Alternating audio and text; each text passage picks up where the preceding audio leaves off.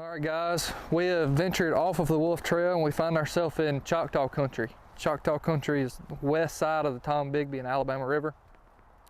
Came down here to do some trading in Mobile, so just wanted to show y'all and give y'all a video of our camp setup and just an overnight camping setup in the late 18th century, early 19th century. So come along with us as we camp, cook, hunt, start a fire, and just show y'all the whole 18th, 19th century experience.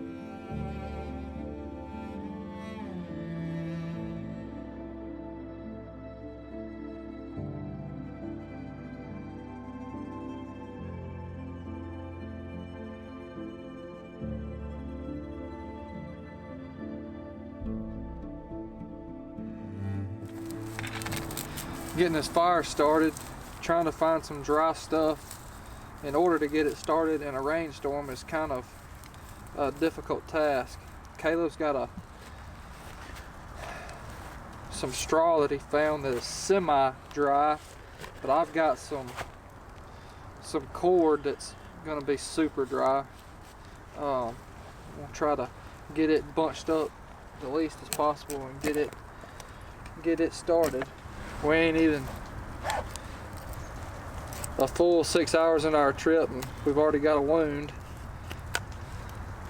I've had worse. Caleb decided to cut himself. Got this char cloth right here, piece of flint, and my striker.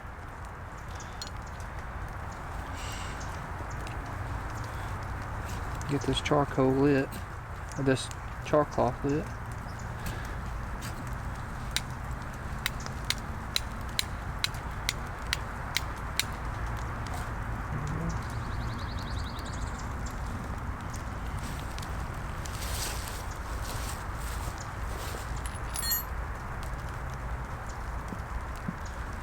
Get some thin pieces broke down. We got you catch a flame with.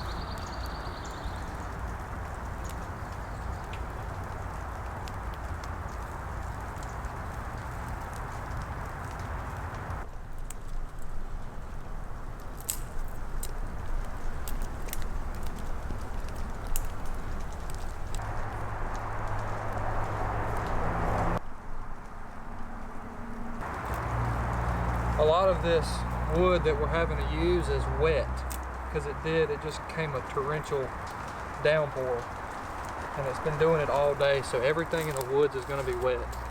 So what we're having to do is collect all this this dead stuff that we can and get that fire hot enough to dry everything off.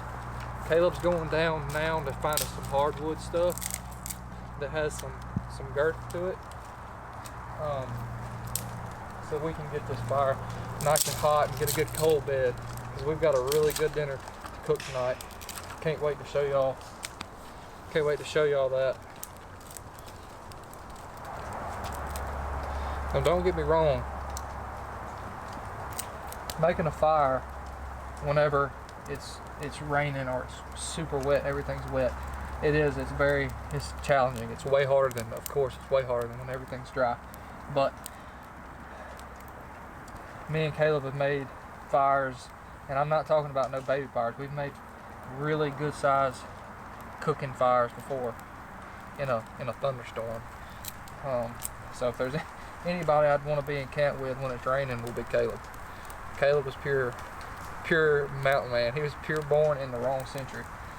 So it's cool that he's getting into the hobby and taking some interest.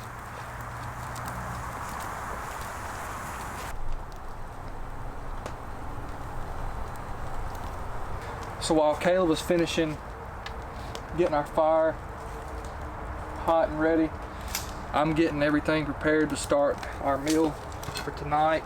We're gonna do a squirrel stew. Just a mix of vegetables and a fox squirrel that I killed not too long ago. And get it stewed up in a cast iron pot and get it hung up over the fire. Last time me and Caleb cooked over the fire, we had a roasted rabbit, which was excellent, and we had a vegetable soup. I think I prefer eating over a fire than I do anything. What about you, Caleb? Absolutely. Absolutely. First of all, y'all don't shame me. I do have some modern equipment, but I just had it to bring the squirrel out here since we didn't kill the squirrel while we were here. But I've got the squirrel cut up into quarters. And what I'm gonna do is I'm gonna take each piece of this squirrel and put in the bottom of this cast iron pot. And I'm gonna kind of do a sort of a frying, if you will, the squirrel before we put all of our vegetables and stuff on top. So I'm gonna get it put in here and get it hung up over the fire so we can get these pretty much browned.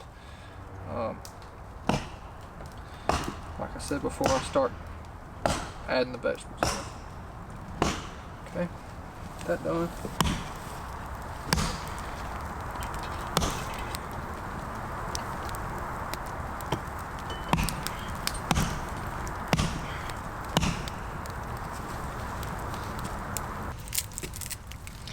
What I'm doing now is just gonna get this onion peeled and get this potato cut up. Go ahead and get everything cut up that we need cut up before. So that way all we gotta do whenever the squirrel is browned, all we gotta do is just throw our other ingredients in here.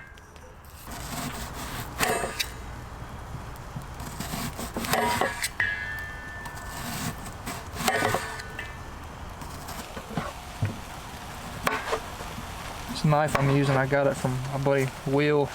Ken Hamilton made it. Works pretty good for this right here. Come from Will Manure? It did. Best in the business. Fella don't play. No, he does not play.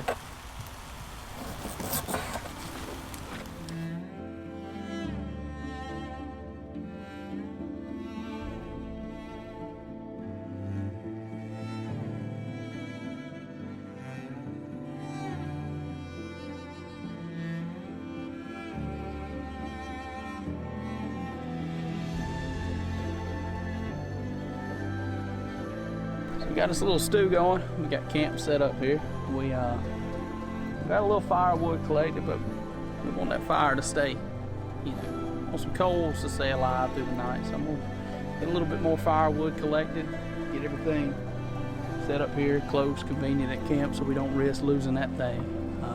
That's important. You gotta have your fire. So we're gonna do that and just kind of hang out and relax in the meantime.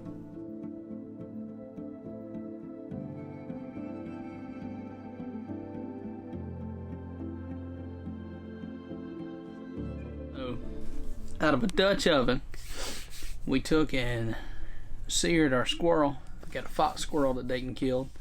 Took and seared it. Went ahead and after we got that all done, put a little bacon in there for some fat. Went ahead and got our water in there, and we got our mix of seasonings and broth ready. We put all our vegetables in. We've got corn, squash, tomatoes, and okra that my wife and I actually put up last year, or yeah, late last year. And man, we let it let it stew over the fire, and here we go. We're gonna try it. I'm thinking it's gonna be pretty good. I guess we can dig in. See what this is all about, Caleb. Where's your spoons at? Right here. Thank you. See what we're working with. Man, it just don't get no better than that right there. Yeah, that's good. You get you a piece of that squirrel? Oh yeah. Got my big old leg. Me too. Alright guys, well, we just got done eating dinner. Our soup was excellent. I think whenever we wake up in the morning, we're gonna cook some bacon and eggs and get going with getting y'all some more content for the YouTube channel. So we got our fire back going, and we're gonna settle in for the night. So we'll see y'all in the morning.